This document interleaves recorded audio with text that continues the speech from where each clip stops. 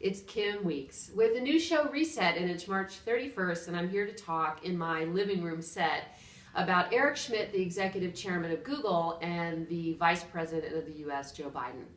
The reason I'm talking about these two guys in the same segment is because I am addressing the feminization of news analysis in a way that I don't see other people or women doing. And I want to give a voice to it, and I want us to discuss it.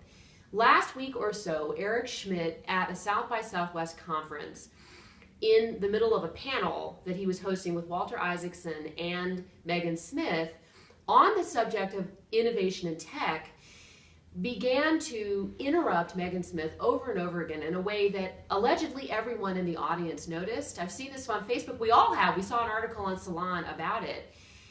When the subject turned to diversity. Megan Smith is the CTO of the US.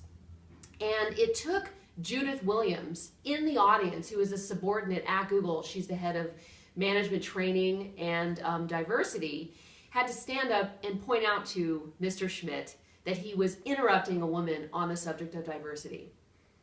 Cut to Joe Biden. Last week, when the new Secretary of Defense, Ashton Carter, was being sworn in, either right before or right after, because I've only seen the pictures, Joe Biden stood next to the podium as the new secretary was talking with his hands on Mr. Carter's wife, whispering into her ear. In the case of both of these men, one of whom is one of the most powerful men on the planet, the other of whom is arguably also that, but also so wealthy, these two white men couldn't keep their mouths closed or their hands to themselves in situations where women needed to be left alone. In the case of Megan Smith, the CTO at the South by Southwest conference, what I really wish that she had said is what Surya Chamali from the Huffington Post pointed out in an article a little while ago. Stop interrupting me.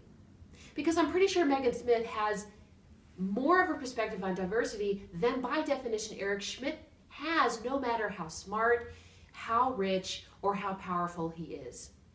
In the case of Joe Biden, this guy is a leader, one of the leaders of the free world, with his hand on a woman who is standing by her husband while he is ascending into an office also very powerful in the context of the United States and the globe. What neither of these men has done is apologized. What neither of these men has done as the leaders I expect them to be is address the fact that they made a mistake. Both of them made a mistake and could not restrain themselves and, oh, by the way, lean back and let the women, in the contexts of what they were doing, do whatever they needed to do. When and if powerful men, especially white powerful men in cases like this, can lean back and let go and let the conversation flow more easily and let energy in these press conferences, in these panel discussions be more equal and be more well represented, I think we'll have a much healthier global, political, economic situation on our hands. It's Kim Weeks with Reset. I look forward to your comments. This is a YouTube post, so please post.